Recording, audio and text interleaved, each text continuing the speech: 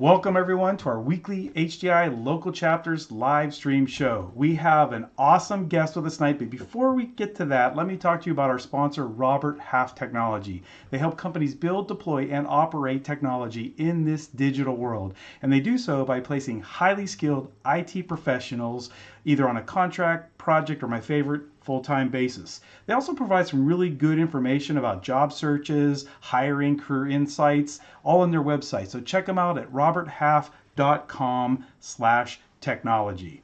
All right, so today we have an awesome guest on our show. His name is Nate Brown, and Nate is such an exciting and engaging person that he makes me look like a dull guy. And because he's a man of hats, I thought I'd wear one of my hats from my one presentation I did many years ago. Let me tell you a little bit about Nate.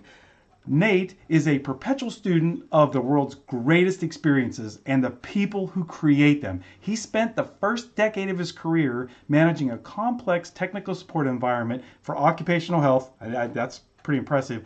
And e-learning software. But he transitioned into customer experience in 2015. He is now helping some of the world's leading gaming studios enhance their player journey as the Chief Experience Officer at Officium Labs. Welcome to the show, Nate. Hello, welcome. Hello, and thank you for all for coming tonight. I'm so excited. I've been looking greatly forward to this show. So thank you to Brandon and Tom for having me on. Can't wait to jump into this great topic.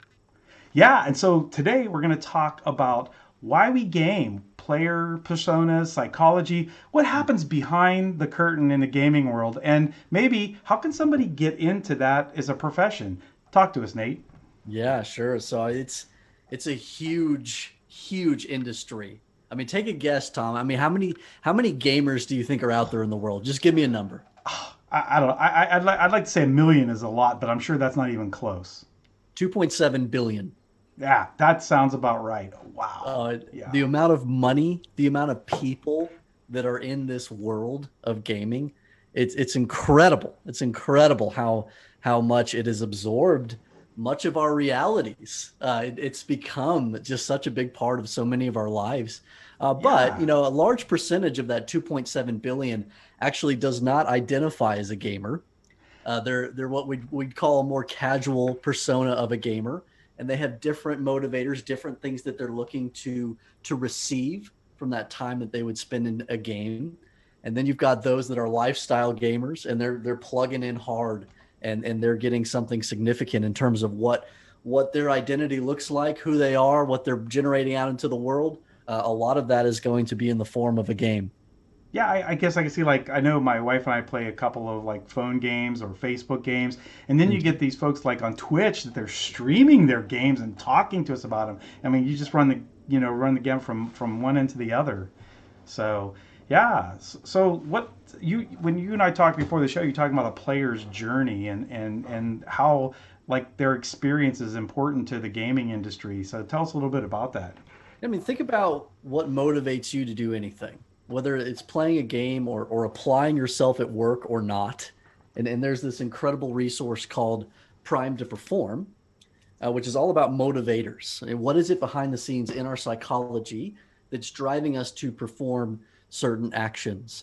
And they break it down. They talk about total motivation. You've got some stuff that steals the energy out of you, things that make you feel like you're a victim of something, or just that you're incapacitated in terms of your ability to really contribute, and you disconnect in those situations. You shrink down. But then in the other side of it, we have these intrinsic motivators, these great things that add life to us and that build us up. And the number one by far in there is play. It's developing a sense of curiosity and excitement about work. So we have this idea of, game time is play time over here, and that's a small part of my life over here, and then I've got work, then I've got this other stuff that I do. Whoa, I want you to just destroy that mentality, because we are bringing this motivator, this chief motivator, into the workplace and into every place that we can. I mean, game mechanics. There was that buzzword out there years ago, and it's still kind of out there, gamification. Yeah, I was gonna say that's the buzzword gamification, right? I mean, it's just leveraging game mechanics to drive towards a certain outcome or behavior. And that's exactly what we have the ability to do as an experienced designer. And in our case at Officium, we work with many of the top gaming studios in the world with their player experience. So you've got player experience, customer experience, employee experience, brand experience, user experience, experiences, of course, but the melding of all of these things is the perception that people have towards a brand. Yeah. And that's what we're trying to alter. That's what we're trying to bring people in and cause them to be loyal to our game, to our studio, to our company, to us as an employer. We're trying to make work good and meaningful and fun so that we can generate loyalty in all these different forms.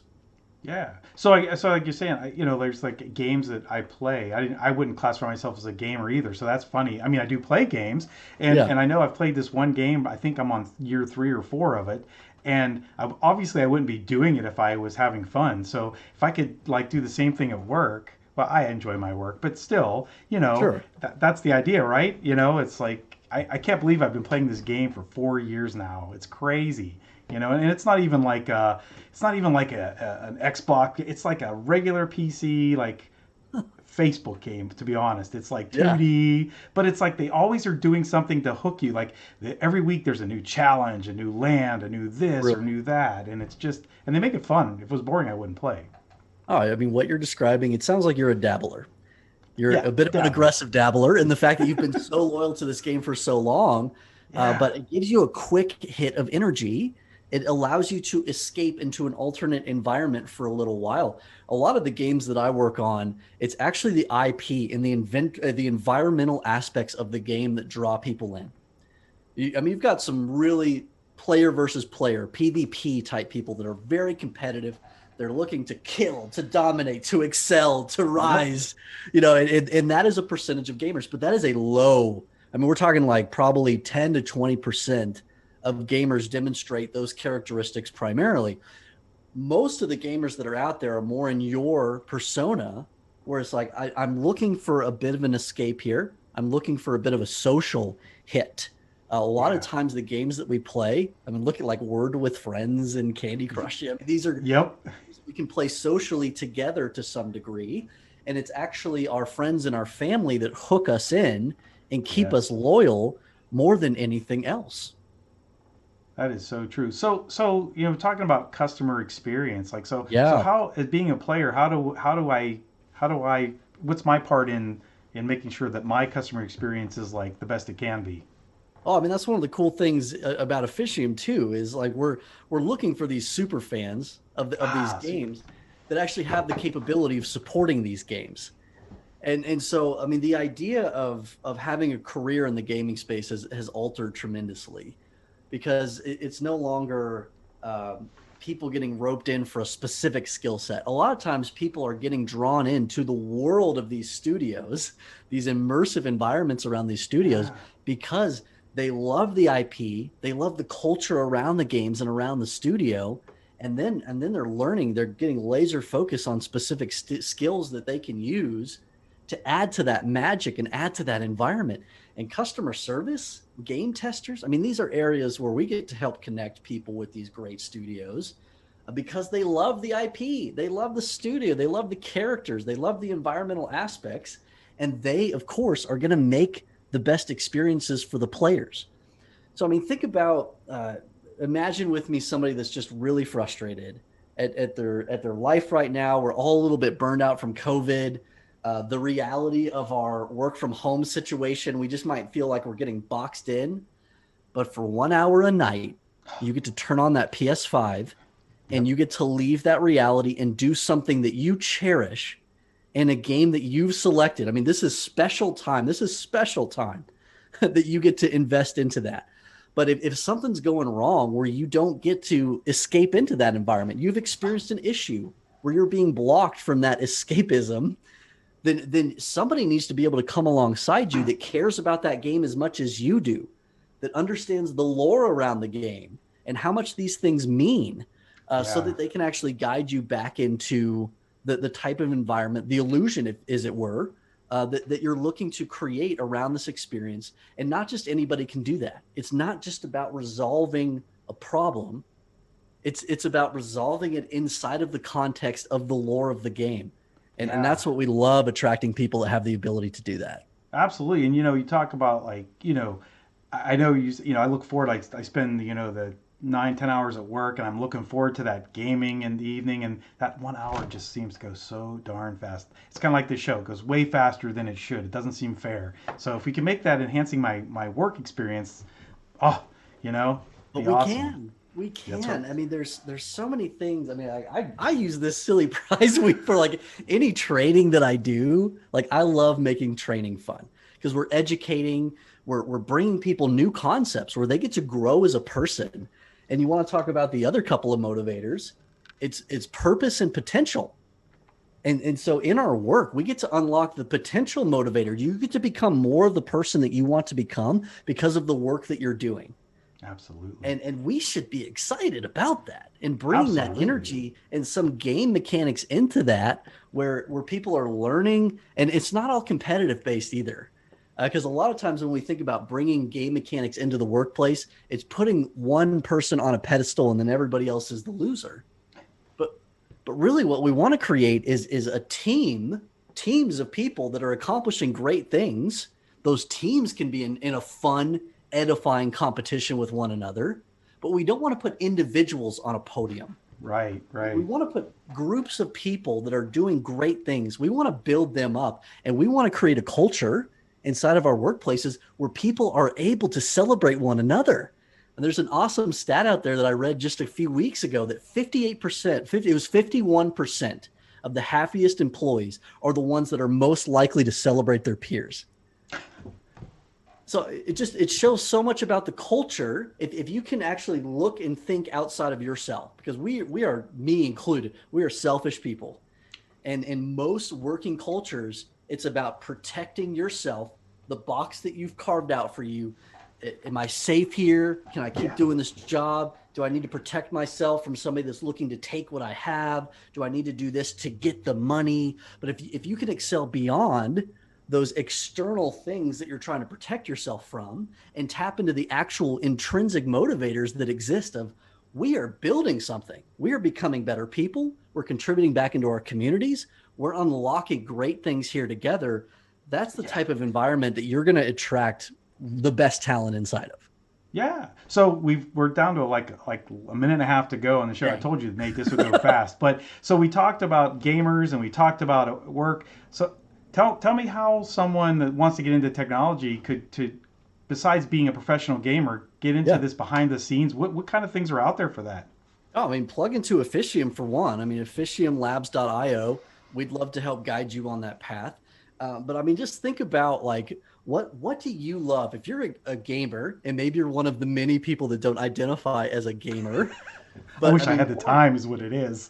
more and more, our lives are going to become virtual, and they're going to become a game element. I mean, if you've ever seen Gather.town, it's these Yeah. virtual communities where people are working inside of them. Our working environments, our lives are going to become more and more of a game. So think about what you love about that and what you can do to add value to a particular community, a particular universe or set of IP.